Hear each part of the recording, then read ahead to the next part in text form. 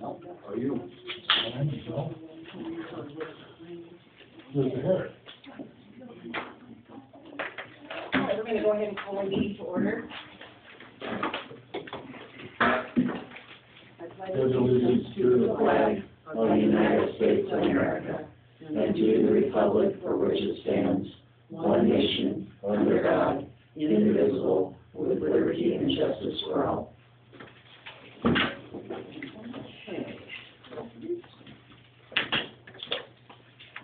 Next part of our agenda is for public comment, and that would be if there is something that an individual would like to present to the board that is not of a personal nature or something that's already on the agenda.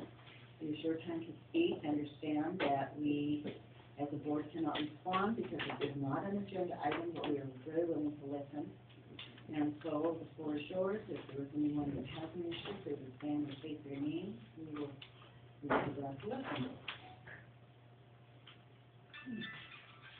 Okay. And Dorothy says to turn the cell phone off, and that reminds me, if anyone has a cell phone, it's time on.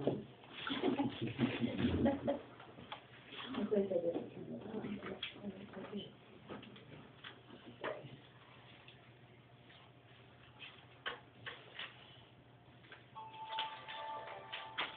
All right.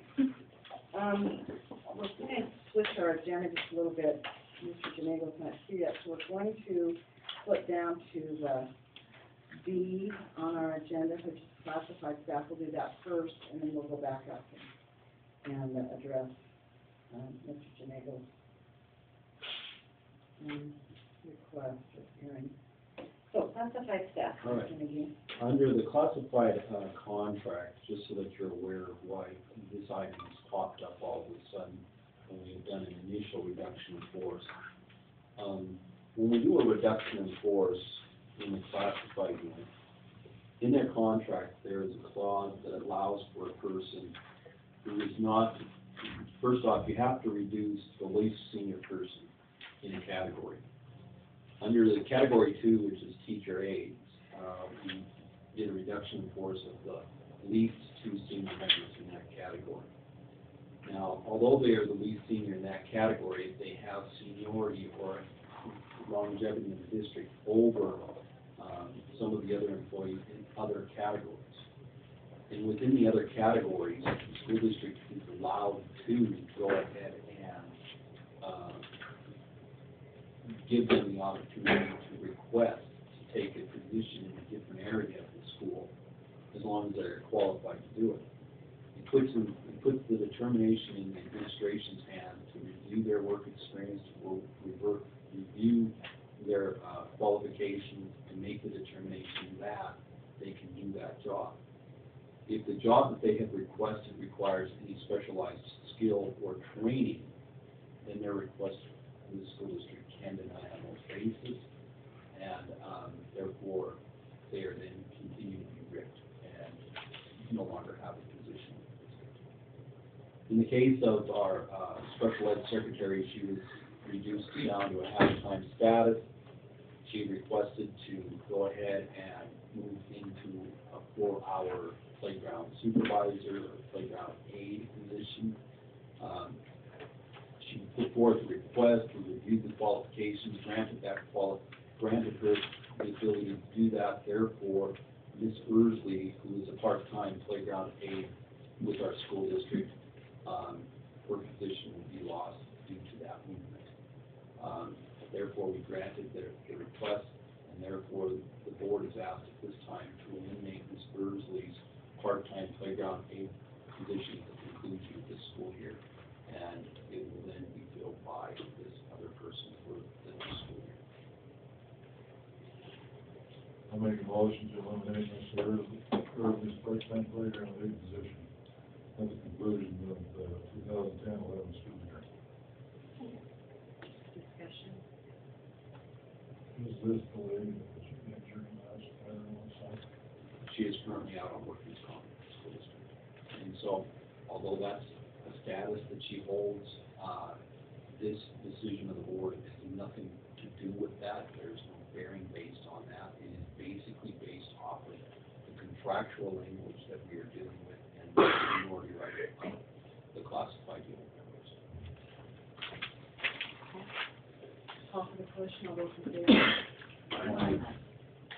Okay, I'm going to put back up to certified staff. Due process. As part of a board member's responsibility, you are to sit as peer jurors in hearings of complaints or disputes that cannot be resolved at the superintendent level. Mr. Janago is appealing a decision that I have made to deny his request for use of our early retirement incentive as termination pay so that he could roll this money into his TRS account and have the district match this amount. In your board packet, you have Mr. Janago's letter dated March 20th. Also, you have in the packet a letter dated March 31st from my office. We're both here present as part of this hearing, and I just want to let Mr. Janago know, at this point, it'll be a chance for you to present your side of how you see the early retirement incentive and your interpretation of that, and then I will just go ahead and rely on my letter and any questions the board might ask regarding that. And then the board will take these facts into their consideration and make a determination whether to uphold my decision or to go ahead and turn around and accept your decision. So with that, the board is hereby at a hearing stage, which basically gives each board member the right to ask questions of either party. But it usually starts off with opening statements by each side, and then the board is going to give them a chance to ask questions. Quick question before we get going, is this one of those, this hearing, is there an option to go to behind closed doors, or is that? No, it is not. Not in this case, because the rights of privacy do not supersede the public's rights in all those instances. Unless we start getting into privacy, individual privacy issues with regard to Mr. Janago's employment, then he has the right to claim on right privacy, which then we would have to pull back and make a decision whether or not it is a privacy right. So, with that, the floor is yours, Mr. Janago. So in the last contract that the board drew up in Article 12, Section G, it states early retirement incentive program. The district will offer an early retirement incentive program for the first 3 teachers with 25 years experience, having served 20 full-time years at Florence Carlton School District, who apply by April 1st in the amount of $8,040. That's all it says. So, way back when I started planning for my retirement, I looked at that and thought, oh, this is going to be great. I will add this amount of money to my retirement fund and thus increase my benefit for the rest of my life. I went ahead and wrote the letter in September telling the board that I was planning on retiring this year and would like to be considered for the early retirement incentive. Then when it came around to March and I inquired about the paperwork needed from the district, I said I would like that money applied towards my retirement and not taken as a check, and was told that I couldn't do that, that the board had set it up just to receive a one-time payment. Well, it doesn't say that it's just going to be a one-time payment. It doesn't really say much of anything other than it's an early retirement incentive. So I proceeded to follow up on that with TRS, and in the TRS handbook, Teacher's Retirement System Handbook, it says termination pay includes any form of vacation pay, sick leave, severance pay, amounts provided under early termination incentive plan, or other payments contingent on a member terminating employment and are being